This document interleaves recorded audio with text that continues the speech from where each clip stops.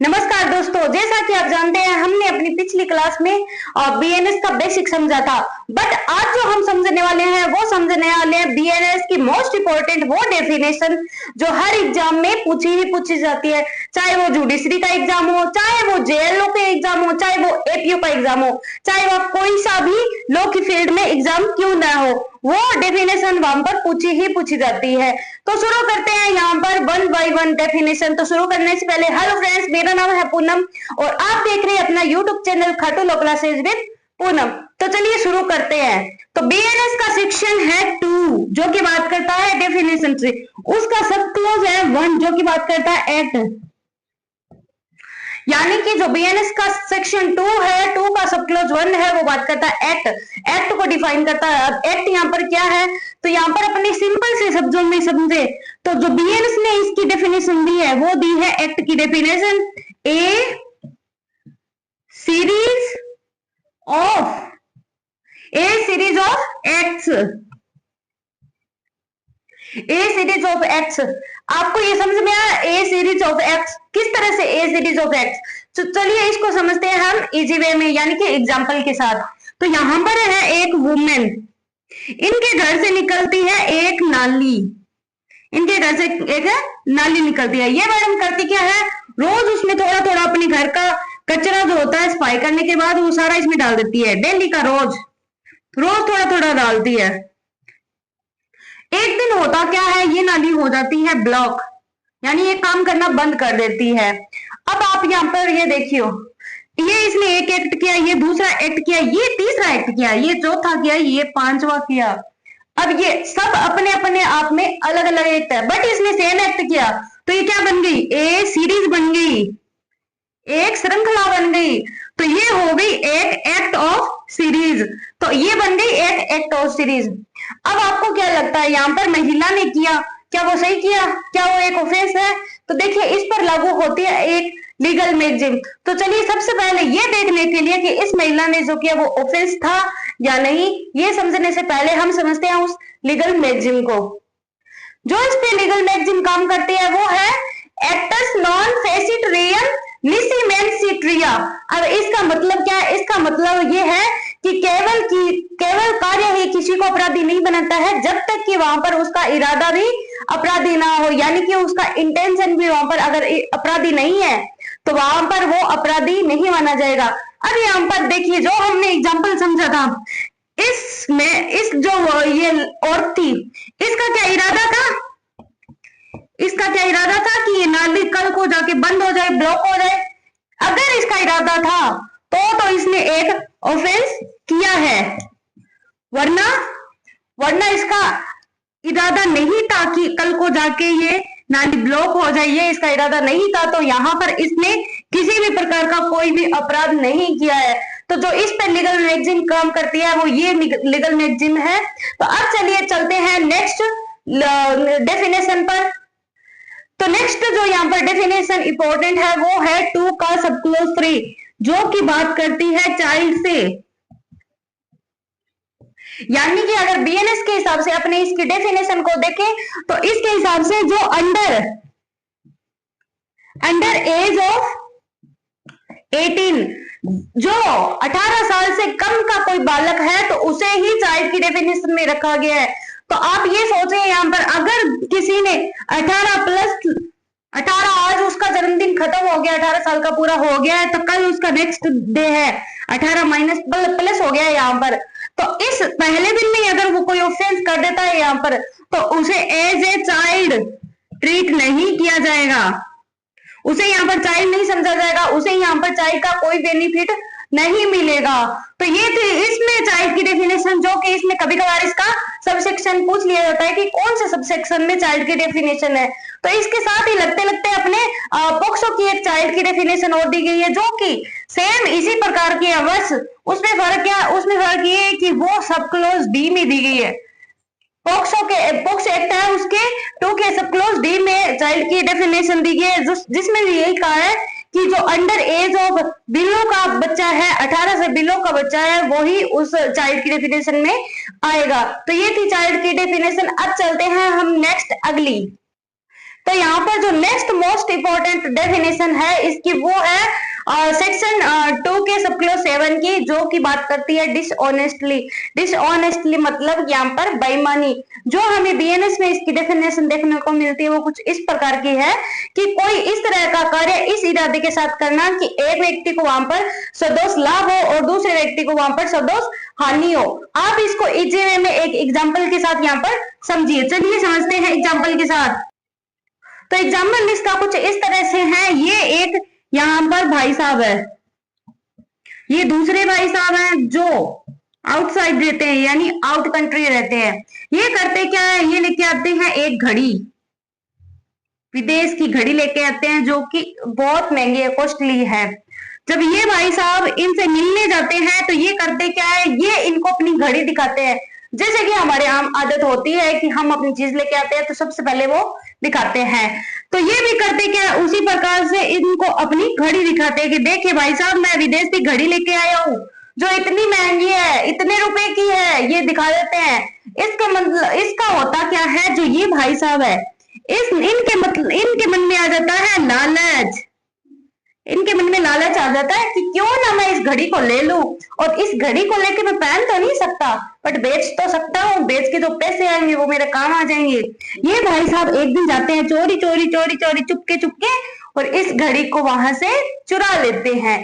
बाद में ये चुरा के इसको बेच देते हैं। इसके बेचने के बाद इनको मिल जाते हैं यहाँ पर पैसे मिलते हैं। तो आप देखिए यहाँ पर इसको तो हुआ यहाँ पर सदोष लाभ, इसको क्या मिला यहाँ पर लाभ, क्योंकि इसको पैसे मिल गए। बट ये भाई साहब है इसका मुंह पहले तो ऐसे था फिर हो गया ऐसे, यानी कि मुरझा गया, इनको हो गई क्योंकि हानि। अब देखिए यहाँ पर इन भाई साहब को तो हुआ सदोष लाभ, गलत तरीके से लाभ हुआ, इनको हुआ सदोष हानि, इनको भी गलत तरीके से हानि हो गई। तो ये है डिसऑनेस्टली यानी कि बेईमानी की एक डेफिनेशन। अब चलिए देख लेते हैं डिसऑनेस्टली पर एक इंपॉर्टेंट केस जो कि है के एन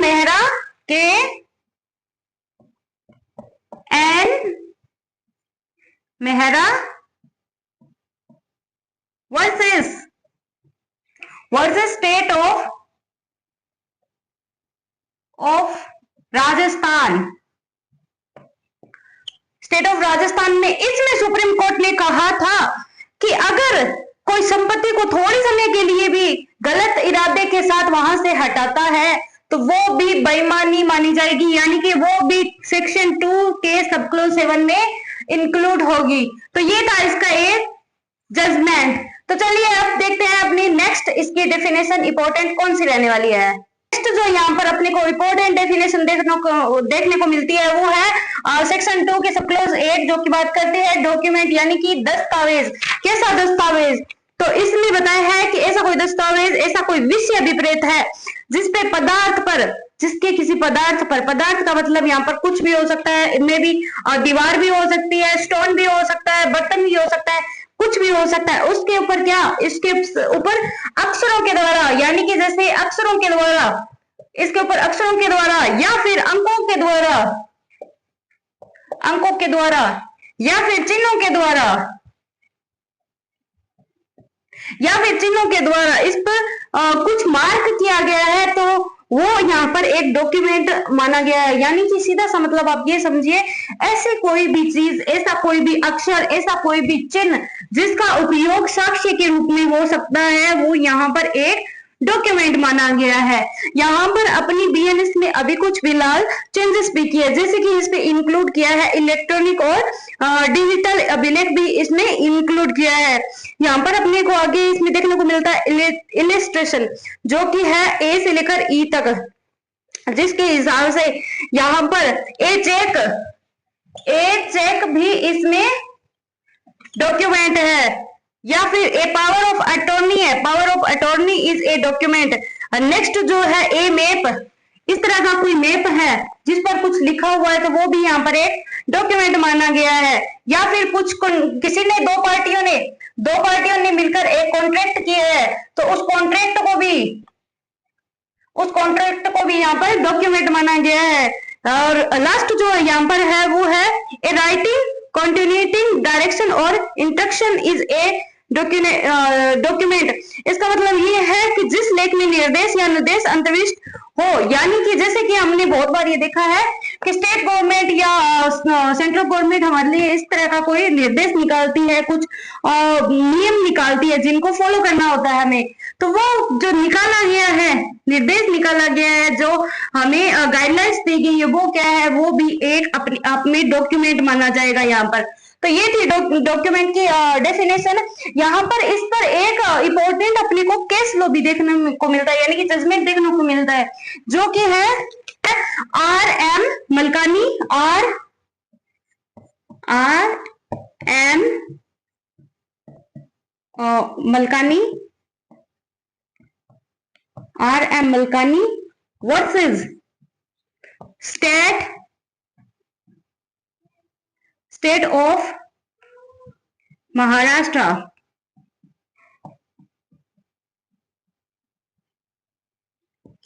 तो ये हमें एक इंपॉर्टेंट केस लॉ भी देखने को मिलता है, जिसमें ये कहा गया था कि जो टेप रिकॉर्डिंग है उसको भी एक यहाँ पर डॉक्यूमेंट माना गया था। यानी कि जो आजकल अपने मोबाइल में रिकॉर्ड करके अगर किसी को कुछ मैसेज वगैरह भेजते हैं तो यहाँ पर वो भी एक डॉक्यूमेंट ही माना जाएगा। तो चलिए अब देखते हैं नेक्स्ट इंपॉर्टेंट डेफिनेशन को। जो इसकी डेफिनेशन है, जिसमें से कई बार सब सेक्शन को यानी कि पूछ लिया जाता है, वो है सेक्शन 2 के सब क्लोज 9, जो कि बात करता है फ्रॉडुलेंटली से। इसमें सब ज्यादा कुछ इंपॉर्टेंट है नहीं, इसमें कभी कभार इसका सब सेक्शन का पूछ लिया जाता है। तो इसका अगला जो सब सेक्शन है यानी कि 2 क्लोज सब क्लोज 10, वो इंपॉर्टेंट है। चलिए वो देखते हैं। तो यहाँ पर जो हमें नेक्स्ट इंपॉर्टेंट डेफिनेशन देखने को मिलती है वो है सेक्शन 2 क्लोज 10 की, जो कि बात करती है जेंडर की, यानी कि लिंग। ये बात करती है जेंडर की, जिसमें पहले जब आईपीसी था वो उसमें एक वर्ड हुआ था ही। ये ही इसमें अपने आप में पता है क्या इंक्लूड किया हुआ था? इसमें इंक्लूड किया था मेल एंड फीमेल को, सिर्फ मेल और फीमेल यानी कि पुरुष और महिला को ही इसमें इंक्लूड किया हुआ था। बट अभी जो हमारा बीएनएस है, इसने एक तीसरी कैटेगरी यानी कि जो थर्ड जेंडर के नाम से जानी जाती है उसको भी यहाँ पर इंक्लूड किया है, जैसे कि transgender.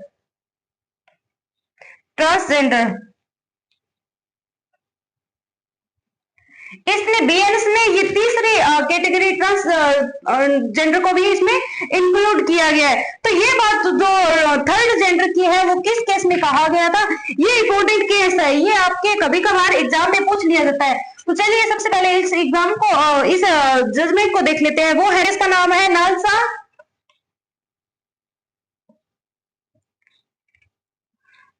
NALSA versus union of India. NALSA versus union of India, ये केस था 2014 के, है ना, ये केस था 2014 का केस था। इसमें सबसे पहली बार ट्रांसजेंडर को थर्ड जेंडर के रूप में मान्यता मिली थी, थर्ड जेंडर के रूप में मान्यता मिली थी। ये पहला केस बना था जिसमें ट्रांसजेंडर को थर्ड जेंडर के रूप में मान्यता मिली थी। ये अपने आप में ही एक ऐतिहासिक मामला बना था। तो चलिए ये थी हमारी आज की क्लास। आई होप आज की ये क्लास आपको बहुत पसंद आई होगी। अगर पसंद आई है तो चैनल को सब्सक्राइब करना मत भूलें, ताकि आने वाली हर नोटिफिकेशन आपको टाइम पर मिल सके। तब तक के लिए धन्यवाद।